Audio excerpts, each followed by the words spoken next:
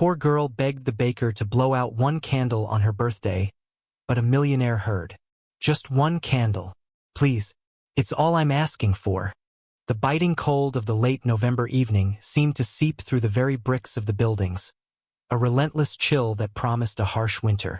The pounding rain had finally softened to a miserable, steady drizzle, coating the cobblestone streets in a slick, shimmering layer that reflected the flickering light of the street lamps in long, distorted streaks. Alara clutched the thin, threadbare fabric of her coat, a garment that offered more memory than warmth. Its worn seems a testament to years of careful mending. Her hands, pale and trembling, were tucked into pockets that held only a single, cold coin and a crumpled, useless receipt. She was weary, a deep, bone-deep weariness that went far beyond physical exhaustion. It was the exhaustion of hope, the fatigue of constant struggle. Yet, her chin was held with a quiet, dignified resolve. Her eyes, though haunted by worry, remained steady. She had a promise to keep. It was a small promise, almost foolish in the face of their desperate situation, but it was a promise nonetheless. A promise to her little sister, Lily, that they would have something, anything, to mark the passing of another year of Alara's life. Her 21st birthday, a milestone that felt less like a celebration and more like another grim tally mark on the wall of their suffering. The silence in their tiny, drafty apartment was a heavy fog, broken only by the soft, shallow breaths of her sleeping sister and the relentless drip of water from the leaking pipe in the corner. Lily's small form was a fragile lump under a patched-up blanket, her face pale in the dim amber hue of the single lamp Alara left burning. A soft hush seemed to fall over the room whenever Lily coughed, a dry, brittle sound that splintered the quiet and sent a fresh wave of fear crashing through Alara's chest. She had been unjustly fired weeks ago, accused of stealing a locket that had, in fact, been her own mother's, a final precious keepsake. Now, survival was a day-to-day battle, a constant, gnawing anxiety that tightened its grip with every passing hour. The landlord's final notice was tucked beneath the chipped sugar bowl on the counter, its crisp, formal words a death sentence for their fragile stability. Eviction loomed, a dark, cavernous shadow threatening to swallow them whole. Alara's gaze drifted from Lily to the single coin in her palm. It wasn't enough for medicine. It wasn't enough for the rent. It was barely enough for a loaf of day-old bread. But as she looked at her sister, a tender, sacred love swelled in her heart, momentarily eclipsing the despair. Lily deserved more than just survival. She deserved a moment of light, a flicker of joy in their bleak world. It was this selfless, unwavering love that propelled Alara out of the apartment and into the biting cold. She walked past the gleaming, sleek cars of the city's affluent, their polished surfaces reflecting a life she could only imagine. She passed restaurants with windows glowing with a warm, golden light, the sounds of laughter and clinking glasses a world away from her own sterile silence. Her destination was a small bakery on the corner, a place whose sweet, warm scent was a form of daily torture. Tonight, however, she had a purpose. She wasn't just begging for herself. She was begging for a memory, a single, pure moment for Lily to hold on to. She would ask the baker, a gruff but not unkind man, if she could simply have a single unlit candle from a box. She would take it home, stick it in their last piece of bread, and she and Lily would celebrate. It was a desperate, fragile plan. The rain hammered down on the glass roof of the patisserie, a relentless and wild assault that blurred the world outside into a swirl of dark color and flickering light. Lightning flashed across the sky, illuminating the vast, high-ceilinged interior for a split second before darkness swallowed it whole, leaving only the soft glow of ornate, low-hanging lamps. Alistair Croft sat alone at a small marble-top table, a cup of untouched tea growing cold before him. The sterile silence of his stately mansion had become unbearable tonight, a cavernous void filled with the echoes of a life that was no more. He had come out into the storm, seeking something, a distraction, connection, anything to quiet the relentless hammering of grief in his own chest. He was a man of immense power and wealth, a commanding figure in a world of crisp suits and polished boardrooms, But here, in his simple, worn coat and with the haunted, gaunt look in his eyes, he was just a man. A shattered man. Today was a day of sacred, unbearable memory. It was Isabella's birthday, his late wife. The thought of her name was a raw, physical pain, a tightening in his chest that made it hard to breathe. He stared out the window, his reflection a pale, ghostly image superimposed over the rain-soaked street. He didn't notice the other patrons, the quiet chuckle from a nearby table, the soft click of the door as it opened and closed. He was lost, adrift in a heavy fog of sorrow. He didn't see the fragile girl who entered, her coat soaked and her face etched with a weariness that seemed too heavy for her slender frame. He didn't see her hesitate by the door, her eyes scanning the array of perfect pastries with a look of profound, unspoken longing. His world had narrowed to the four walls of his grief. He muttered the words into the silence, a desperate whisper meant for no one. "Happy birthday, my love," his voice cracked. A single, hot tear traced a path down his cheek. He didn't even bother to wipe it away. He was frozen in his own private winter. It was then that a small, quiet sound broke through his stupor. The clink of a single coin on the glass counter. A voice, gentle and trembling but filled with a strange, unwavering strength. "Excuse me," she said, her words barely audible above the storm. "I know this is a strange request." Alistair slowly turned his head, his gaze unfocusing from the rain-streaked window and settling on the scene at the counter. He saw the girl, her posture a study in dignified desperation. He saw the baker's impassive face. And then he saw her gesture, a small, hopeful motion towards a box of birthday candles. He couldn't hear her exact words, but he saw the baker shake his head. He saw the girl's shoulders slump, the flicker of hope in her eyes dimming. He saw her point to the cheapest item in the case, a single, plain cupcake. Her hand opened, revealing the one coin she had placed on the counter. It was all she had. The baker took the coin, his expression softening slightly as he placed the cupcake in a small paper bag.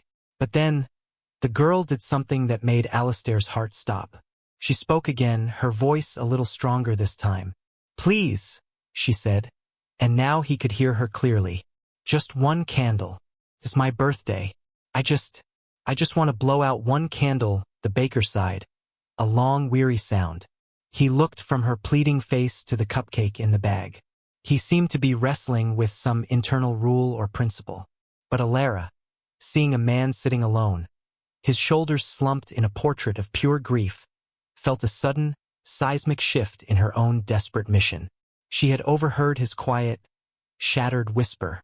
She didn't know it yet, but this moment would change everything.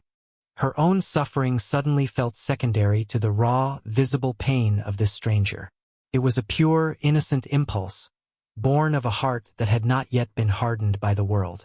"On second thought," she said, her voice steady and clear, her decision made in an instant. She pushed the small paper bag back across the counter. "Could you put the candle in that cupcake instead? For the gentleman sitting over there." The baker blinked, confused. "For him." Alara nodded, her gaze soft as she looked towards Alistair. I think he needs it more than I do." She didn't wait for a reply. She didn't wait for thanks. She simply turned, pulling her thin coat tighter around herself, and walked back out into the pounding rain, leaving behind the warmth, the light, and the single cupcake she had bought with her last coin. She vanished into the night. Alistair sat, completely still. The baker, after a moment of stunned silence, placed a single pink candle into the cupcake, lit it with a match, and carried it over to Alistair's table. "From the young lady," he said gruffly, setting the small, flickering light down in front of him. "She said you needed it." Alistair stared at the tiny flame, its golden glow reflected in his glistening, tear-filled eyes. A sob caught in his throat. This stranger, this girl who clearly had nothing, had seen his unspoken grief and had given him her everything, her one small chance at celebration. It was the purest, most selfless act of kindness he had ever witnessed. His heart, frozen for so long, thudded painfully in his chest. A profound, undeniable warmth spread through him, chasing away the biting cold of his sorrow. The cupcake was not just a pastry. It was a symbol. It was hope. It was a light in his endless darkness. He had to find her. He had to know who she was. The decision was instantaneous, absolute. He had a new purpose. He had to thank her. He had to repay her. He had to save her, just as she had, in that one small moment, saved him. He froze. Alara's walk home was a journey through a landscape of acute emptiness. The pounding rain soaked through her threadbare coat, plastering her thin blouse to her skin and sending shivers down her spine that had nothing to do with the biting cold. Her stomach was a hollow, aching void, a feeling she was becoming far too accustomed to. The weight of her decision pressed down on her, yet it was not a weight of regret. It was a strange, bittersweet feeling. The image of the haunted man in the bakery was burned into her mind, the raw, undisguised grief in his eyes, the slump of his shoulders. She had seen a reflection of her own sorrow in him, and in that moment of connection, her own needs had simply vanished. She had acted on an impulse so pure and sincere it felt more like an instinct than a choice. But now reality came crashing back. The warmth of the bakery was a distant memory, replaced by the damp chill of her own poverty. Her hand instinctively went to her pocket, searching for the familiar shape of the single coin, only to find nothing but lint and the useless, crumpled receipt. She was returning to her sick sister with nothing. Not a crust of bread, not a day-old bun, not even the small, silly promise of a candle. The thought made her chest tighten with a familiar, desperate ache. How could she explain this to Lily? How could she look into her sister's hopeful eyes and tell her that their meager feast was now an offering to a stranger's sadness? The door to their apartment building groaned in protest as she pushed it open, the sound echoing in the deserted, dimly lit hallway. The air inside was stale and smelled of damp plaster. Each step up the creaking staircase felt heavier than the last. She paused outside their door, the number 12 faded and peeling, and took a deep, steadying breath. She pushed the door open with a soft click. The amber hue of the single lamp cast long shadows across the small room. Lily was awake. She was sitting up in her makeshift bed on the sofa, the patched blanket clutched to her chin, her eyes wide and expectant. "Alara?" she whispered, her voice a fragile thread of sound. "Did you get it? Is it your birthday now?" Alara's heart splintered. She forced a smile, a brittle, trembling thing that felt like a betrayal. "Hi, sweet pea. I'm back." She walked over and sat on the edge of the sofa, brushing a stray strand of hair from Lily's warm forehead. The fever was still there, a low, persistent heat. "About the birthday treat," Alara began, her voice soft. "Something happened. I met someone who was very, very sad. It was his wife's birthday too, but she's in heaven now." He looked so lonely, Lily's brow furrowed, her young face a mask of serious contemplation. "Like Mommy and Daddy?" she asked quietly. Alara swallowed the lump in her throat. "Yes, sweetie." Just like that she took a breath. "So I gave him our cupcake. I thought he needed the wish more tonight." For a long moment, there was only the sound of the dripping pipe and Lily's soft breathing. Alara braced herself for tears, for the disappointment of a hungry child. But Lily simply nodded, her expression one of profound, childish understanding. "Okay," she said. "Was it a pink candle?" Alara's eyes glistened. "I think it was," she whispered, her voice thick with emotion. Lily snuggled back under the blanket. "That's good. Pink is a happy color." Maybe it made him feel better, and with the simple, innocent absolution of a child, the weight on Alara's shoulders lifted, replaced by a wave of tender love for her remarkable little sister. They had nothing, but they had each other. That had to be enough. They were hungry, but they were not broken. Meanwhile, back in the patisserie, Alistair's world had tilted on its axis. The tiny, flickering flame of the single pink candle held his entire focus. It was a beacon, a lighthouse in the storm of his grief. The baker had long since retreated behind the counter, respectfully leaving him to his moment. Alistair finally looked up from the flame, his gaze sweeping the now empty cafe. She was gone. The realization hit him with a physical jolt. He hadn't even asked for her name. He hadn't said thank you. He had let her walk back out into the storm, empty-handed, after she had given him this profound gift. A surge of panic, an emotion he hadn't felt in years, propelled him to his feet. He strode to the counter, his movements suddenly sharp and commanding. The baker looked up, startled by the transformation. The slumped, grieving man was gone, replaced by someone with an undeniable aura of power. "The girl," Alistair said, his voice a low, urgent rumble. "The one who was just here. Do you know her? Where did she go?" The baker shook his head. "Never seen her before tonight. She comes by sometimes, just looks in the window, never buys anything. Tonight was the first time." He gestured vaguely towards the door. "She went that way. That's all I know." Alistair's jaw clenched. He pulled a crisp bill from his wallet, far more than the cost of the tea and cupcake, and placed it on the counter. "Thank you," he said, the words clipped. Without another glance, he pushed open the door and stepped out into the rain. The street was nearly deserted. The drizzle had picked up again, blurring the streetlights into hazy halos of gold. He looked left, then right, his eyes scanning the shadowy sidewalks for a slight figure in a soaked, threadbare coat. There was no one. She had vanished as quickly as she had appeared, a fleeting angel in the storm. He stood there for a long time, the cold rain soaking his hair and running down his face, mingling with the tears he no longer tried to suppress. He felt a sense of loss that was new and entirely different from the grief he carried for Isabella. This was the loss of a second chance, the loss of a connection that had sparked his soul back to life. He returned to his sleek, black car, which was parked inconspicuously down the block. As his driver held the door, Alistair carefully shielded the small paper bag containing the cupcake. He got in, the scent of expensive leather a stark contrast to the simple, sweet smell of the pastry. He looked at the cupcake, the pink candle still standing proudly in the frosting. It was the most valuable thing he now owned. "Find her," he said to his driver, his voice unwavering. "I don't have a name. I don't have a picture. But she was just at that bakery. She's young, pale, looks weary. She was wearing a thin brown coat. Find everything you can about her. Use every resource we have. I don't care what it costs." The driver, a man accustomed to unusual requests, simply nodded.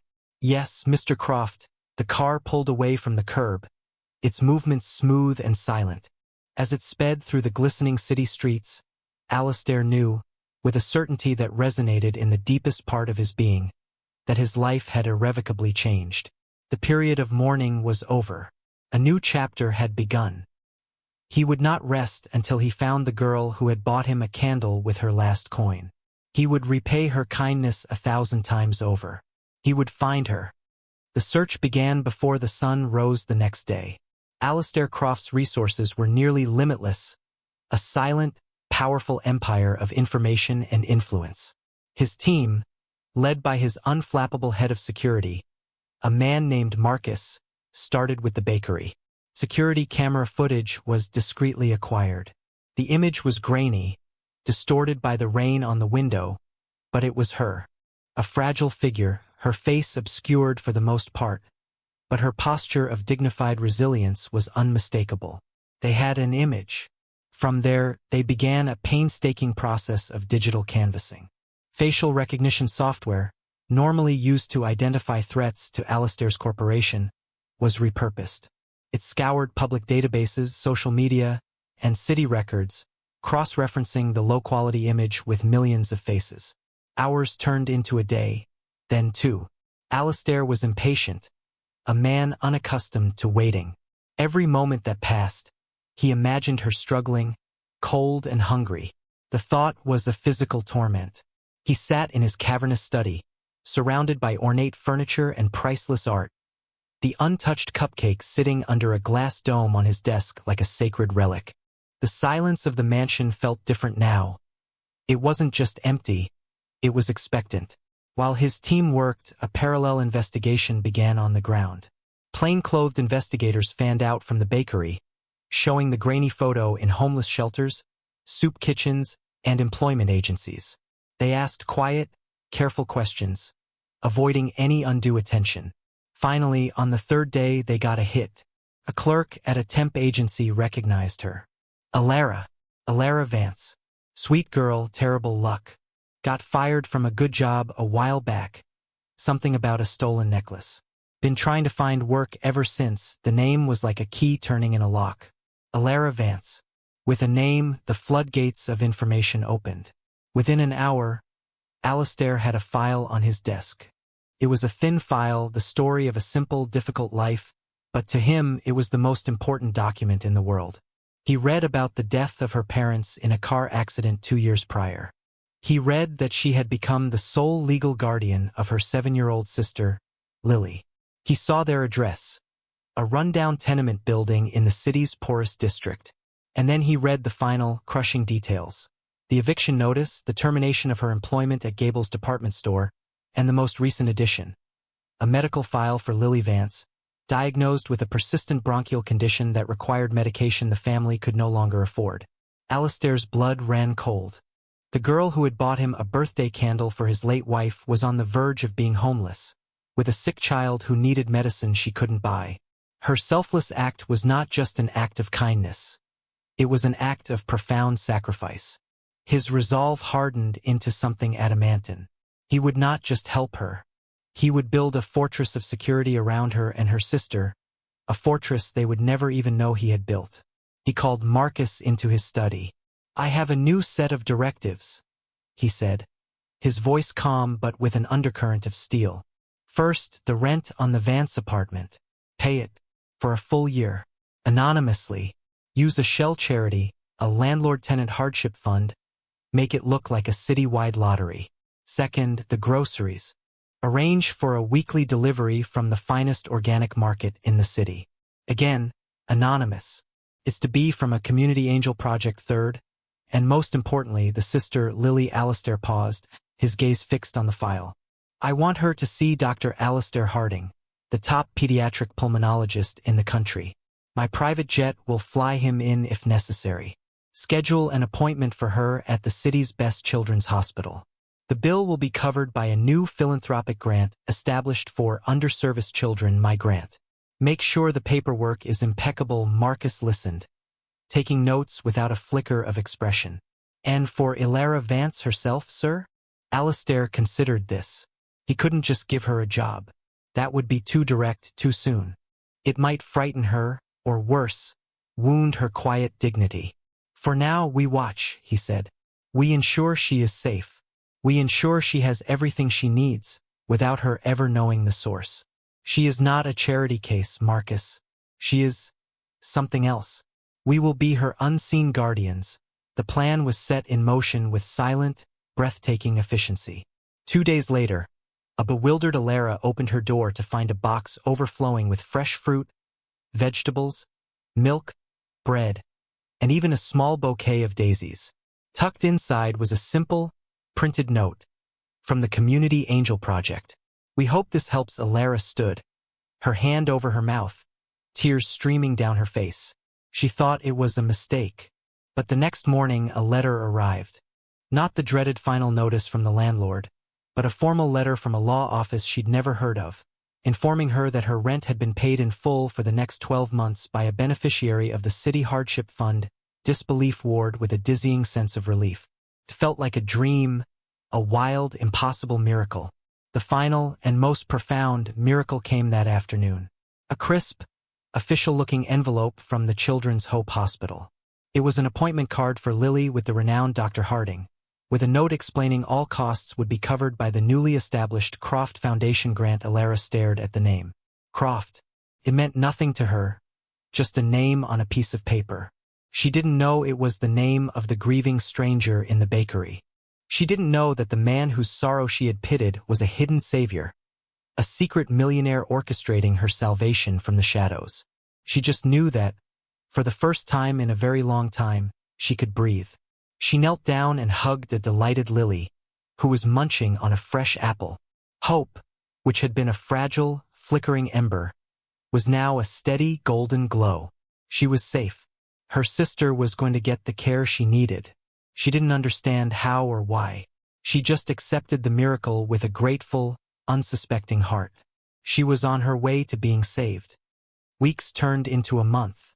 Life for Ilara and Lily transformed. The constant, gnawing fear of hunger and homelessness was replaced by a quiet security. Lily, under the expert care of Dr. Harding and with proper medication, began to thrive. The brittle cough vanished, replaced by the sound of her laughter. A sound that filled their small apartment with more warmth than any furnace could. The color returned to her cheeks. She was a different child, vibrant and full of energy. Ilara, freed from the crushing weight of immediate survival, began to look towards the future. The anonymous charity was a blessing, but her pride and unwavering sense of responsibility demanded she stand on her own 2 feet. She couldn't rely on the kindness of strangers forever. She needed to work. She took on any job she could find. Stocking shelves at a grocery store, cleaning offices late at night, and, eventually, signing up with the same temp agency that had unknowingly led Alistair to her. It was through them that she got the call. A high-end catering company needed extra staff for a single evening. A major charity gala. The pay was excellent, enough to start a small savings account for Lily's future. The venue was a private mansion in the city's most exclusive neighborhood, the Croft Estate. The name meant nothing more to her than an address. She had no idea it was the home of the man from the bakery, her hidden savior. The night of the gala, Ilara felt like she was stepping into another world. She arrived with the other temp staff through a service entrance, changing into a simple, crisp black uniform. From the bustling, stainless steel world of the kitchen, she could hear the faint strains of a string quartet and the gentle murmur of conversation. When it was time to serve appetizers, she picked up a silver tray and pushed through the swinging door into the main hall. She gasped. The room was cavernous, with a polished marble floor that reflected the light from a dozen crystal chandeliers. A grand staircase swept up to a second-floor gallery. Well-dressed guests in gleaming silks and dark tuxedos drifted through the space, their laughter light and easy. It was a world of effortless wealth and power, so far removed from her own that it felt like a scene from a movie. As she moved through the crowd, her movements quiet and efficient, she felt a strange sense of calm. She was an observer here, invisible in her simple uniform. No one paid her any mind, and she was content with that. She was just doing her job. Alistair stood on the gallery overlooking the main hall, a glass of mineral water in his hand. He was playing the part of the gracious host, a role he had perfected over years but now found tiresome. His eyes weren't on his powerful guests. They were scanning the staff. He knew she would be here. He had arranged it, a gentle, unseen hand guiding the temp agency's decision. He had to see her again, not as a grieving stranger, but just to be in the same room, to assure himself that she was truly all right. And then he saw her. She was moving through the crowd near the French doors, her posture as poised and dignified as he remembered. Her face was no longer pale and haunted with worry. There was a quiet strength in her expression, a serenity that made his heart ache with a tender, protective feeling. He had to talk to her. He excused himself from a conversation with the city's mayor and made his way down the grand staircase. He intercepted her near a quiet alcove, away from the main flow of guests. "Excuse me," he said, his voice soft. Ilara turned, ready to offer an appetizer, but she froze when she saw his face. It was him, the man from the bakery. He looked different, impeccably dressed in a tailored suit, his hair perfectly styled, the gaunt, haunted look in his eyes replaced by a warm, steady intensity. But it was undeniably him. "I remember you," she breathed, her hand trembling slightly, causing the glasses on her tray to rattle. From the bakery, Alistair gave her a small, sincere smile. "I was hoping you would. I never got the chance to thank you." He took the tray from her hands and set it on a nearby table. "Please, just for a moment." He gestured to the relative quiet of the alcove. Hesitantly, she followed. "What you did that night," he began, his voice low and earnest. "With the cupcake. You can't imagine what it meant to me." It was my wife's birthday. She passed away a year ago. I was lost. Your kindness was like a light in a very dark place. Elara felt a blush creep up her neck. I'm so sorry for your loss, she said softly. You look so sad. I lost my parents a few years ago. I know what it's like to feel that emptiness. A bond of shared grief formed between them in that quiet moment. A fragile but undeniable connection. They were no longer a caterer and a guest, or a poor girl and a mysterious man. They were two people who understood loss. My name is Alistair, he said, extending a hand. Elara, she replied, placing her small, work-roughened hand in his. His grip was warm and firm. It's beautiful, he said, holding her hand for a fraction longer than necessary. A cold draft swept through the nearby open doors leading to the terrace. Elara shivered, her thin uniform offering little protection. Without a word, Alistair slipped off his suit jacket and draped it over her shoulders. The fine wool was incredibly warm and smelled faintly of sandalwood and crisp night air. The gesture was so simple, so gentle, it made her heart thud wildly. Thank you, she whispered, pulling the jacket tighter. But you shouldn't. I'm just staff, tonight, he said, his eyes unwavering and full of an emotion she couldn't quite decipher. You are my guest. They stood in a comfortable silence for a moment, the sounds of the party fading into the background. It was a stolen moment of peace, a quiet connection in a sea of strangers. Elara felt seen, truly seen, for the first time in a long, long time. But neither of them noticed the pair of cold, cruel eyes watching them from across the room. Eyes that had recognized Elara. Eyes that were narrowing with malice. Their quiet moment was about to be shattered. The woman watching them was Beatrice Gable, a personification of cruel elitism and the source of Elara's initial downfall. She was the mother of Elara's former boss, a woman whose misplaced, ornate locket had led to Elara's unjust firing. Seeing Elara here, in the heart of high society, and seemingly familiar with the host, the reclusive and powerful Alistair Croft, ignited a hot, venomous spark of indignation within her. In her twisted worldview, people like Elara did not belong. They were threats, infiltrators. Mrs. Gable began to move towards them, her expression a mask of manufactured concern. A sleek predator closing in on unsuspecting prey. The salvation scene was about to begin. She reached the alcove just as Alistair was saying something quiet and reassuring to Elara. Alistair, darling? Mrs. Gable purred, her voice dripping with false sweetness, completely ignoring Elara. I hope I'm not interrupting. Alistair turned, his expression becoming instantly cool and distant. Beatrice, he acknowledged curtly. Mrs. Gable's eyes then landed on Elara, her gaze sweeping over the simple uniform and then, with theatrical shock, to the expensive suit jacket draped over her shoulders. Well, she sneered, her voice now loud enough to draw the attention of nearby guests. What do we have here? I know you. Elara paled, her heart beginning to pound with a sickening dread. She recognized the cold, sharp face of the woman who had ruined her life. Ma'am, Elara started, her voice a trembling whisper. There must be some mistake. Oh, there's no mistake. Mrs. Gable cut her off, her voice rising in pitch and volume. You're the little thief from my son's department store. The one who stole my diamond locket. A hush began to fall over the immediate area. Guests turned to stare, their expressions a mixture of curiosity and disdain. Elara felt 100 pairs of eyes on her, hot and judging. The warmth from Alistair's jacket suddenly felt suffocating.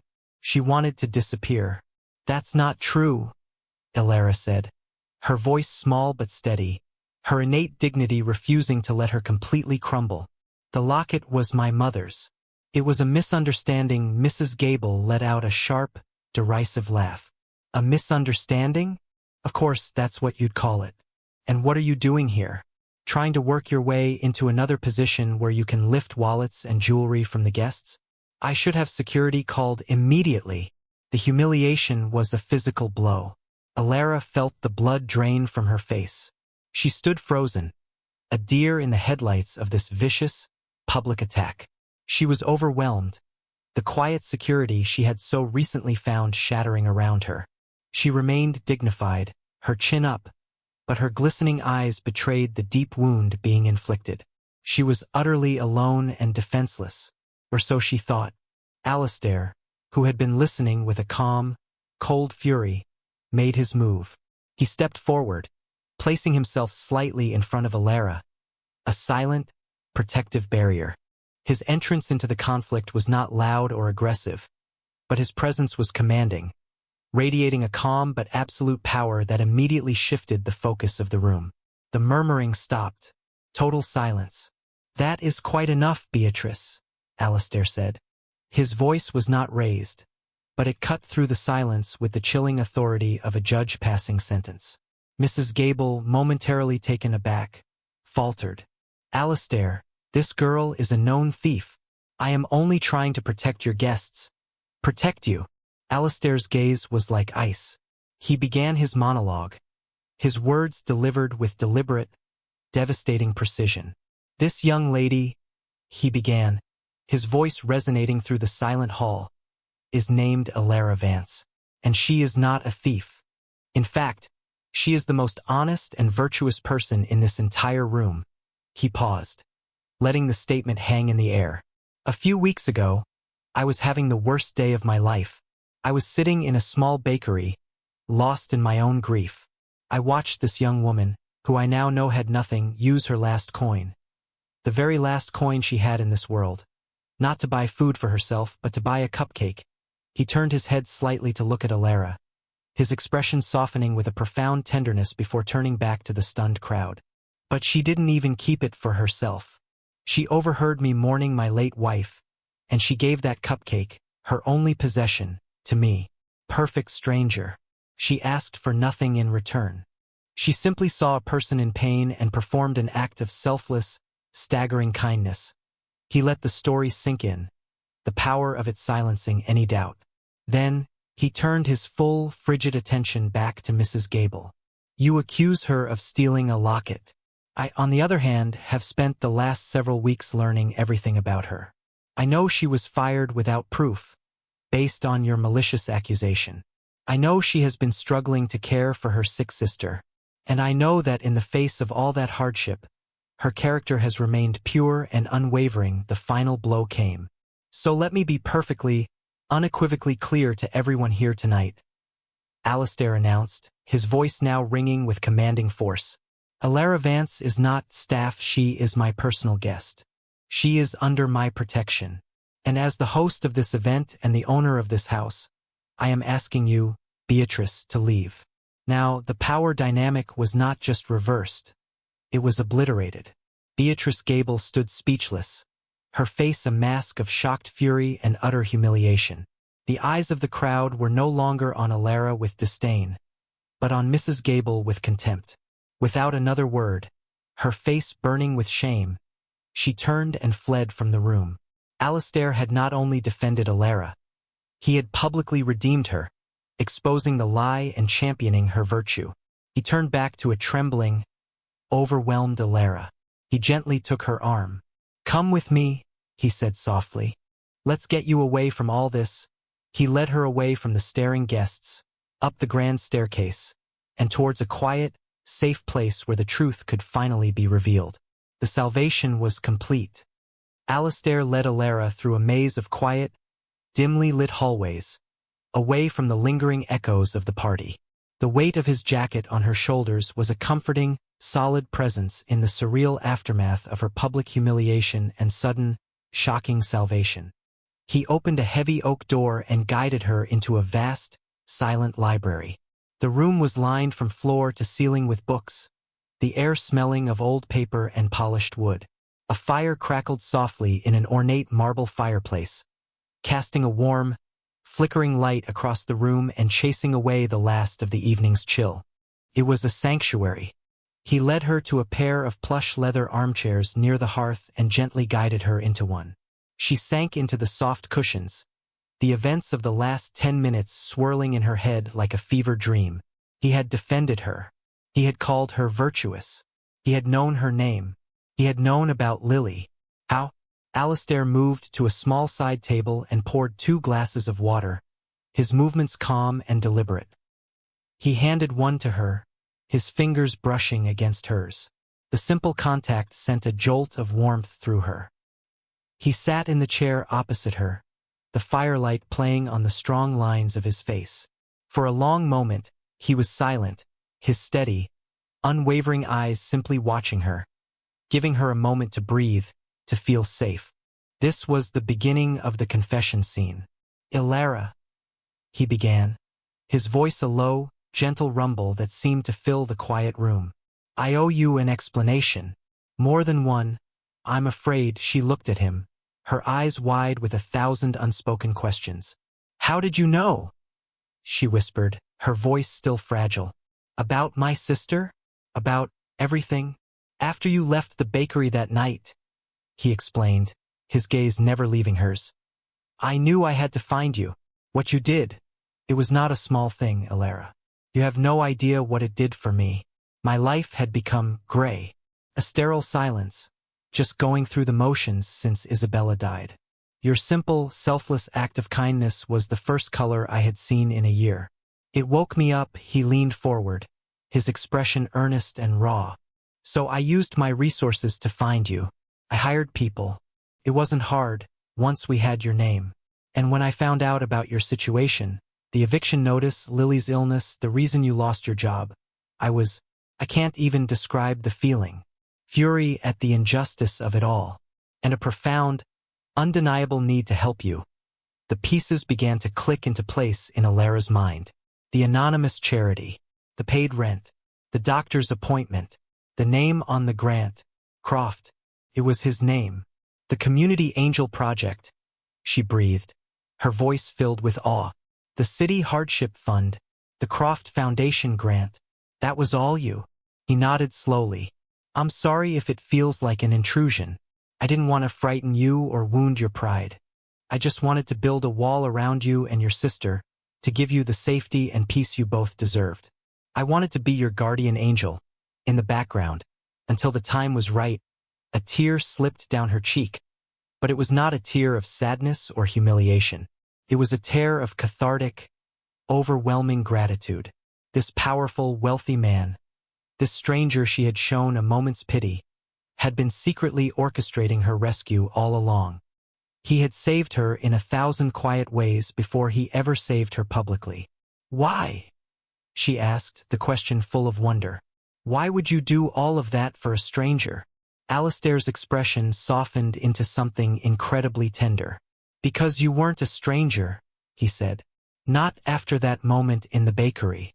In that moment, I saw the purity of your heart. In a world that has taken so much from you, you still chose to give. In a world that has shown you so much cruelty, you still chose to show kindness. People like you are rare, Ilara. They are precious. And they deserve to be protected." He paused, taking a deep breath before making his final, most vulnerable confession. "The truth is, I think I did it for myself as much as for you. Helping you, watching you and Lily become safe and happy. It gave me a purpose again. It started to heal the broken parts of me. You saved me from my grief, Ilara. You gave me a reason to feel again." He reached across the space between them and gently, tentatively, took her hand. His thumb stroked the back of her palm. It was not a gesture of pity or charity. It was a gesture of deep, profound connection. "I'm not telling you this because I expect you to be grateful," he said, his voice dropping to a near whisper. "I'm telling you this because my feelings for you have grown beyond simple admiration or desire to repay a debt. In watching you, in getting to know the strength and beauty of your soul, I have fallen in love with you, Ilara." The declaration hung in the air between them, as real and as warm as the firelight. Disbelief, hope, and a dawning, radiant joy washed over Ilara. This couldn't be real. It was a fairy tale. But the sincerity in his eyes was undeniable. The warmth of his hand holding hers was real. He had seen her at her lowest, most desperate point, and he hadn't seen a victim. He had seen a hero. She looked at him, the man who had been her hidden savior, and now her open one. A slow smile spread across her face, a genuine, beautiful smile that reached her eyes and made them shine.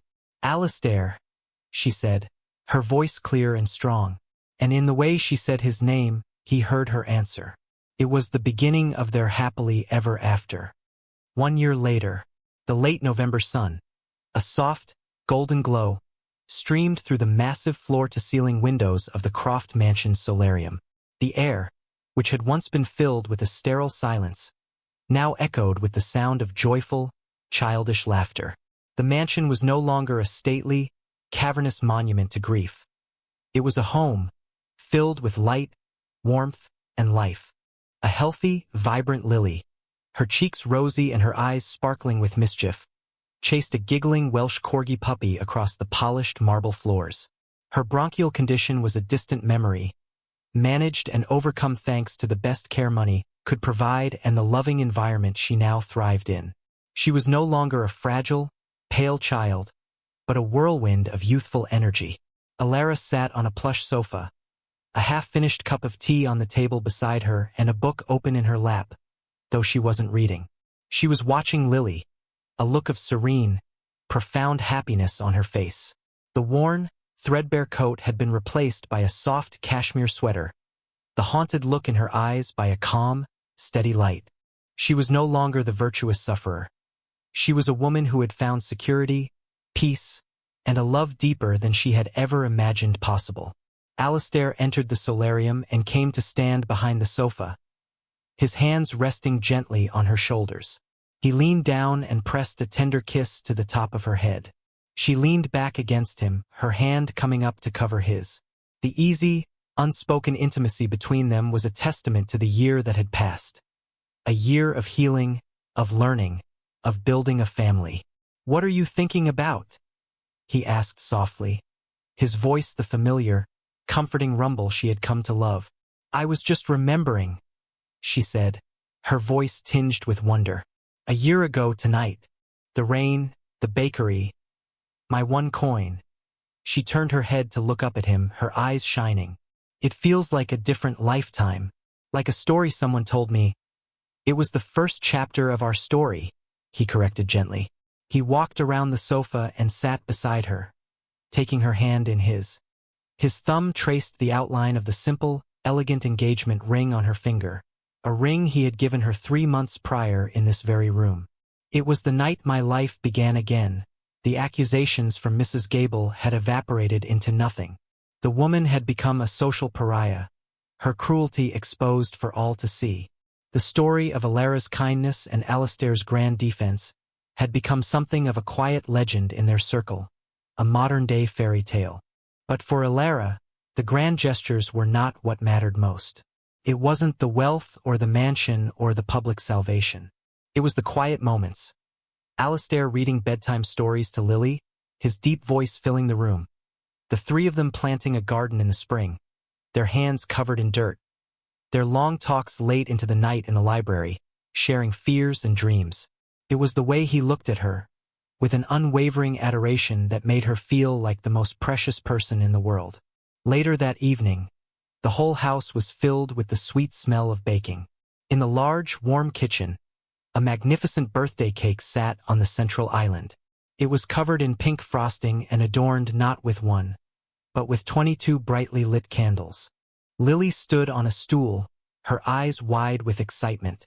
Alara stood beside her, her arm around her sister's small shoulders.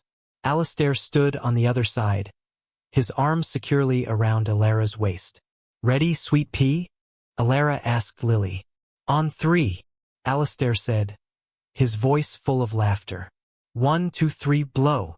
Together, the three of them leaned in and blew, their combined breath extinguishing all 22 flames in a single puff of smoke. Lily clapped her hands in delight. As Alistair began to cut the cake, Alara caught his eye. In that shared glance, a world of unspoken emotion passed between them. Gratitude, love, and the quiet, profound certainty of a shared future. From a single candle, begged for in a moment of desperation, an entire lifetime of light had been born. They were no longer a sufferer and a savior. They were a family. They were home. This story is a testament to the undeniable power of a single, selfless act. It shows us that in a world that can often feel transactional and cold, a moment of pure, sincere kindness can create ripples that change lives in the most miraculous ways. Elara, in her moment of deepest hardship, chose empathy over her own needs. She saw a stranger's pain and offered her last shred of hope, a single candle, without any expectation of reward. That one act of pure virtue became a catalyst, reawakening the heart of a man lost in grief and setting in motion a chain of events that led not only to her own salvation, but to the creation of a new, loving family. It reminds us that our true wealth is not measured in coins or possessions, but in the capacity of our hearts to give. If this story touched your heart and reminded you of the beauty of human kindness, we hope you'll join our community. Every story we share is designed to be a beacon of hope and a celebration of the love that connects us all. We believe that these narratives are more than just entertainment. They are a source of emotional nourishment in a world that desperately needs it. For more soul-stirring tales of love, redemption, and the incredible power of a virtuous heart, please like this video, share it with someone who might need a little inspiration, and subscribe to Soulful Love Tales. Your support allows us to continue creating heartwarming stories that uplift and inspire. We'll see you in the next one.